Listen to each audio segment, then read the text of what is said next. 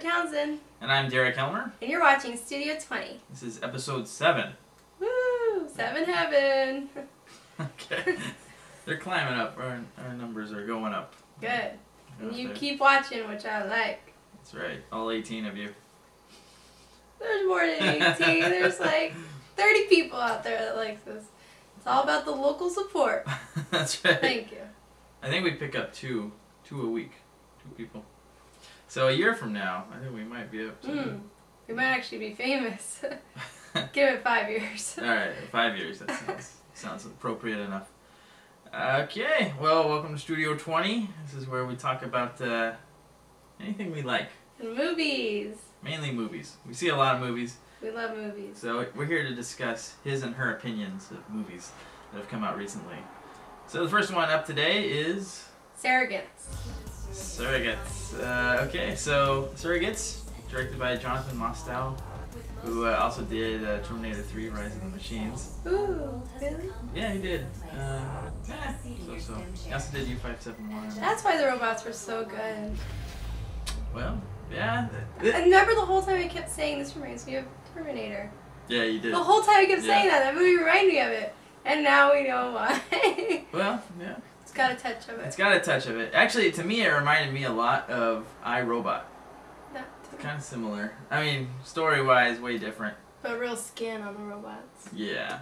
So, for those of you who don't know, Surrogates is about, it's like a virtual reality world where people don't necessarily interact with each other. They stay at home and let their surrogate robot do their life for them.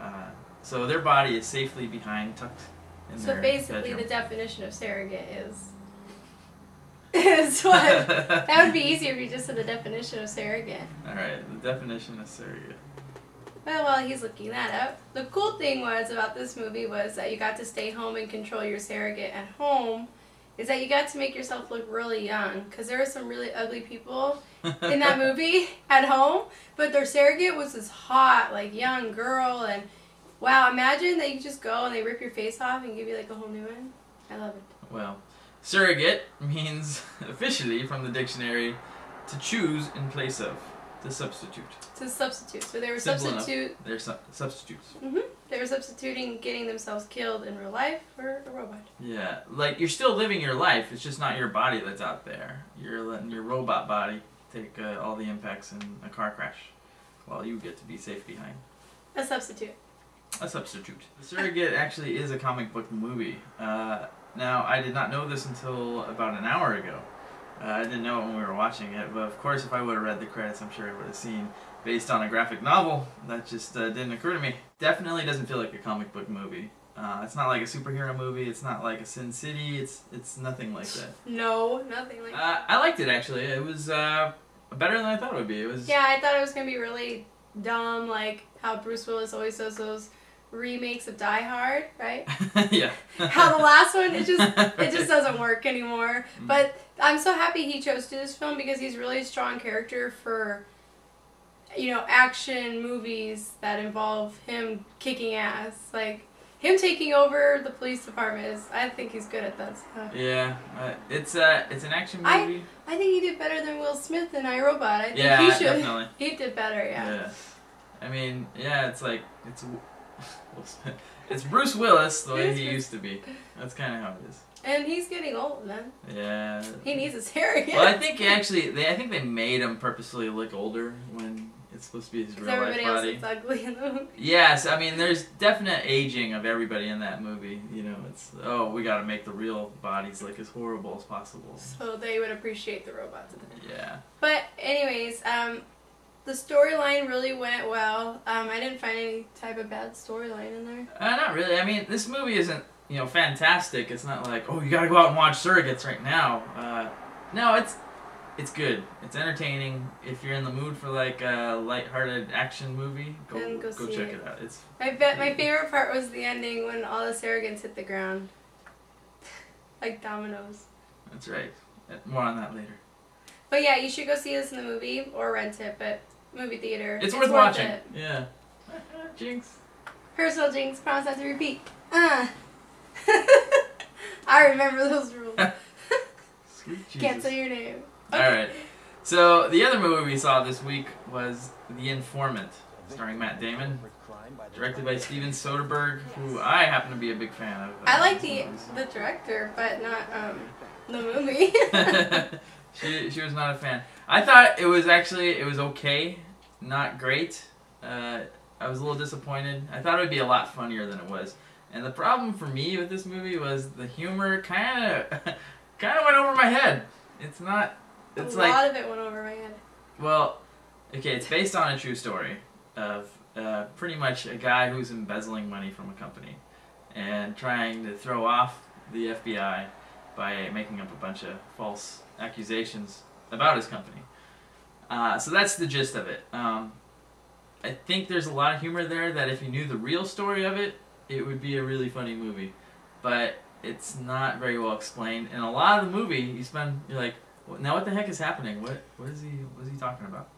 So. Well, because the problems just kept adding up. Like, first it was him turning in the company. Then all of a sudden him turning in himself. And then all of a sudden the FBI got involved for being in trouble. And it just kept piling up. Yeah. To where you're not really sure what he went to jail for. You just think embezzlement, but it was probably more than that. Mm-hmm. I don't know. I didn't find it that funny, but I liked that it was kind of like an old movie looking, but really it wasn't just the 90s, and they made it look like it was like the 60s and 80s. Yeah, like I was all, that's not the 90s. I didn't grow up with freaking nasty ass colors. Yeah, it's supposed to take place in '92 all the way through. It did not look 95. like the 90s. They did a horrible. They made the 90s look like it was the 60s. Yeah, they definitely. Like, come on, like aged it a they bit. made it look really bad, and the 90s was not that bad. Right. Yeah, the style of it, not. It's not almost correct. like 2000s. I was like stupid. Like I thought that part was dumb. But I mean. No, there's. Matt Damon was good in it. I like. Well, Matt yeah, Damon. I like that he got chubby. There's Me a too.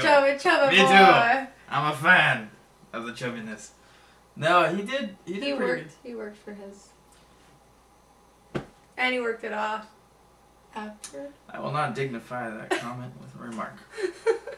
So, anyways, we say that if it's on TV, you should just watch it, but there's really no rush to see it if it's just going to be on DVD. And it's not really a theater movie, and No. it's not like a comedy where it's like cool to go see in a theater to get everybody's reactions.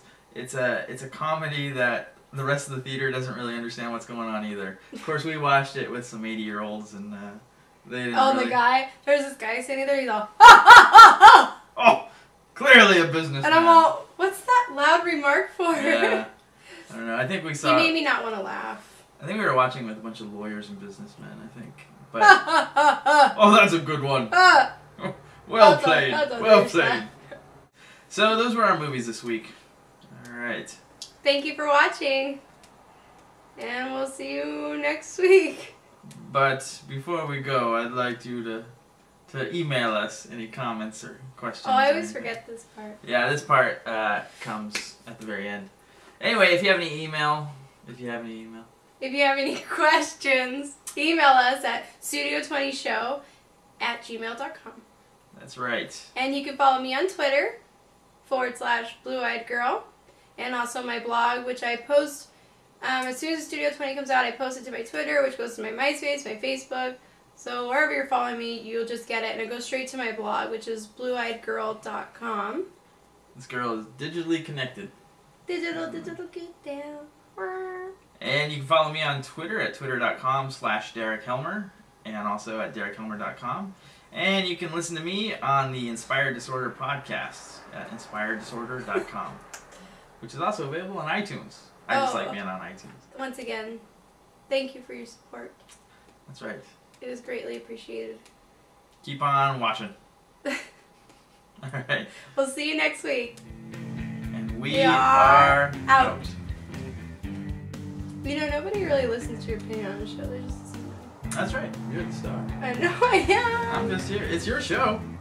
I'm just here. I'm the guy with the information. Oh, she's doing the robot now. She's doing the robot.